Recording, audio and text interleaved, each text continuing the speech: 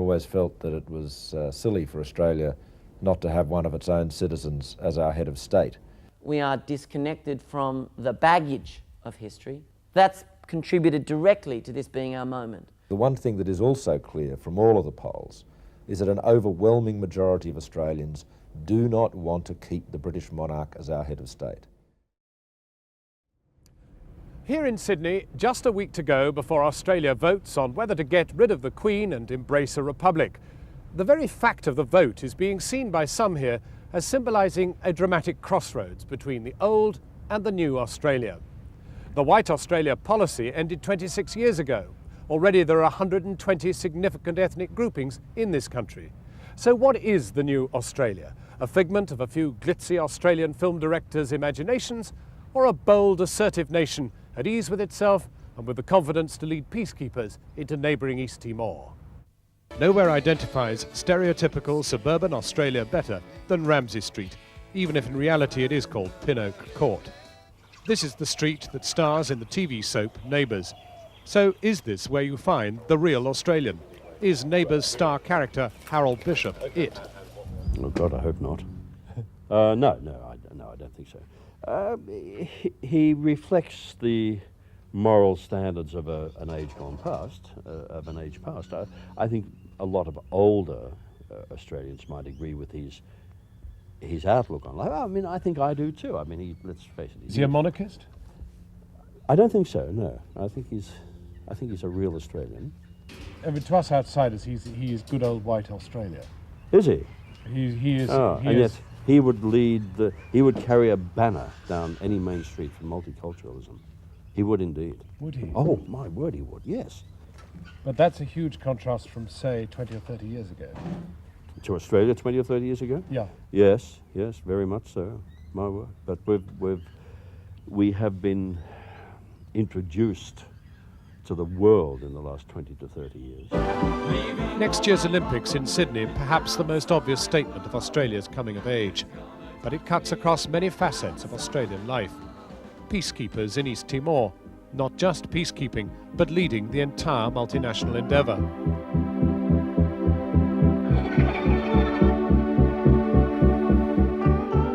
I talked to 4 prominent Australians about the new Australia and where it's headed in the next millennium. Tetsuya Wakuda, Japanese-born, one of the world's leading chefs. I think myself is very Australian. Aboriginal judge Pat O'Shane, the first Aboriginal ever called to the Australian bar. Fashion designer Jenny Key, worn by many of the world's leading women. And film director Baz Luhrmann, currently directing Nicole Kidman and Ewan McGregor in Moulin Rouge. Because we sit outside of the world, there's a sort of a fearlessness and recklessness and a kind of like, well, what do you got to lose-ness. I think the most interesting places to be in anything is either at the very centre or at the very edge. And just very physically and psychologically, we're at the very edge of the world looking in. Baz Luhrmann has brought the film industry back to Australia. He had to go to Mexico to shoot Romeo and Juliet. Above all, it's the internet that has suddenly connected Australia in a way unimaginable even 5 years ago.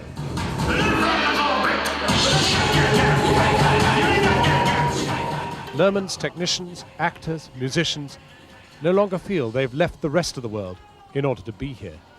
You know, the net, the web, you know, and so really, I think that's contributed directly to this being our moment, because we are disconnected from the baggage of history, but we have access to and are accessible from anywhere in the world at any time. Tetsuya Wakuda came from Japan with nothing. He didn't think twice about dumping his Japanese passport in favour of an Australian one. He feels that even inside Australia, people have become far more open to other people's tastes. When the very first time I made sushi type of thing or raw fish, 17 years ago, everyone. But now, Completely natural. Completely naturally, everybody takes it. Yeah. That's the thing. It's in Japanese called food is culture. Yes. It's changing. Time is changing the culture and people, I think. The new immigrant, Tetsuya, feels both embraced by and part of Australian society. Western food with Japanese twist. Cheers, good health.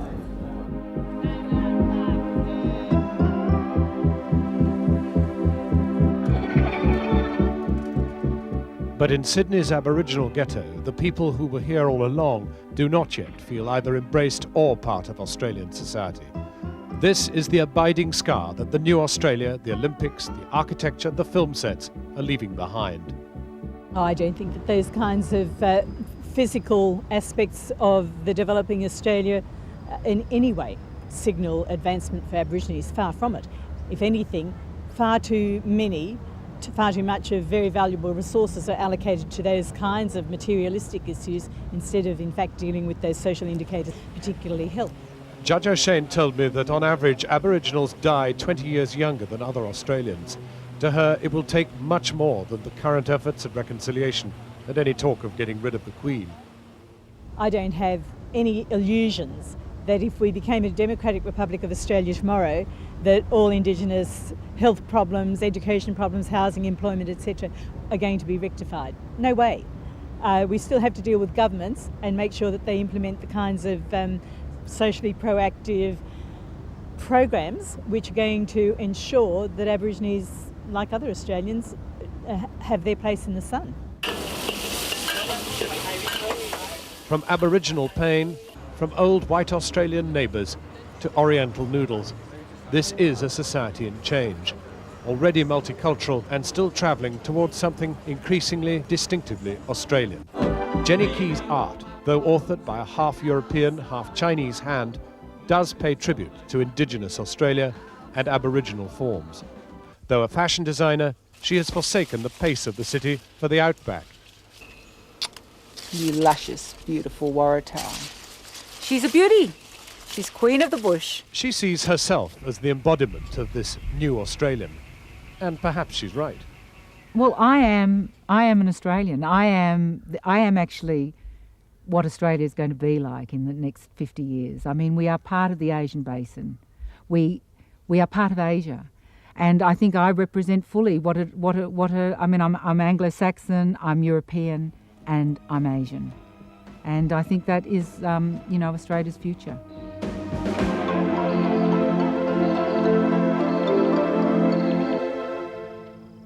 Well, now, the sentiment here is for a republic, but many are voting no simply because they don't like the kind of republic that is on offer.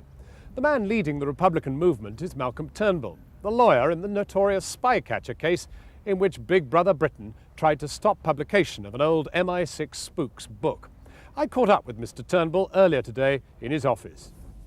Your brush with the British establishment over the Spycatcher affair, was that the cause or the effect of your republicanism? No, I've always been a Republican. I've always felt that it was silly for Australia not to have one of its own citizens as our head of state. But the Spycatcher experience certainly didn't republicanise me. Actually, it was, the event that motivated me to get active and start organising and starting to do something concrete instead of just talking about it and writing newspaper articles was the 1988 Australia Day celebrations. You may remember we had a bicentenary here, and as I surveyed the magnificence of Sydney Harbour and 200 years of Australian history being celebrated, who did we have as the star speaker, as the most important person on the podium? Not an Australian, but in fact none other than Prince Charles. And as that year progressed, there was almost no public event which we did not import some greater or lesser member of the royal family to preside over. And yet the extraordinary thing is that neither the yes nor the no campaign have actually dwelt on the persona of the head of state, be it the Queen or Prince Charles. Well, we've taken great care not to get into a sort of a mudslinging exercise. We have, however, right through the campaign, made it very clear that this is an exercise in patriotism, and what's involved is replacing a foreign head of state with an Australian one. I think the odd thing is that the monarchists never mentioned the Queen. As Paul Keating said, this is truly the love that dare not speak its name. And what they are trying to do is to turn the referendum into a sort of vote as to which type of republic we should have. But the Prime Minister, John Howard, is saying that the Queen isn't the real head of state anyway, it's the Governor-General. Yeah, well, that's nonsense. I mean, plain, complete and utter nonsense. He could get the Governor-General sacked. The Prime Minister can. Oh, sure, absolutely. Yeah, but that doesn't make the Governor-General the head of state. But people are going to be confused. The Prime Minister says the head of state is the Governor-General. The Yes campaign says it's the Queen. Our parliamentarians swear allegiance to the Queen. The Queen's head is on our coins. It is the Queen's photograph and portrait in public offices. I mean, the Queen is as much the head of state of Australia as she is of the United Kingdom. The difference is that because she lives in the United Kingdom and not here, she has a Governor-General here who does the bulk of the work or the functions of the head of state. But the other thing your opponents are saying is it ain't bust, so don't fix it.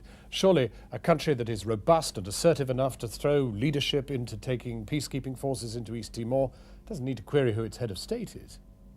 What we are saying is that an independent nation should look like one, and an independent nation should have one of its own citizens as its head of state. The fact of our independence is a very powerful argument, to my mind, for having an Australian citizen as head of state. The Republicans are trailing in the polls. The yes vote is outnumbered, if we're to believe them. Does this mean that the Queen is likely to remain the head of state for a very long time to come?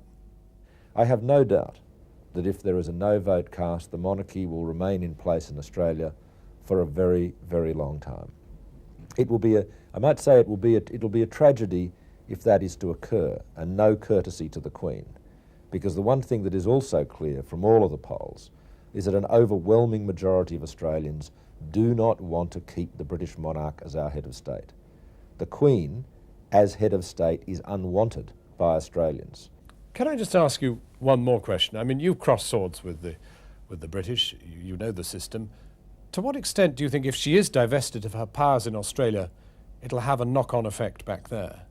I think the debate will proceed in a very different way in the UK.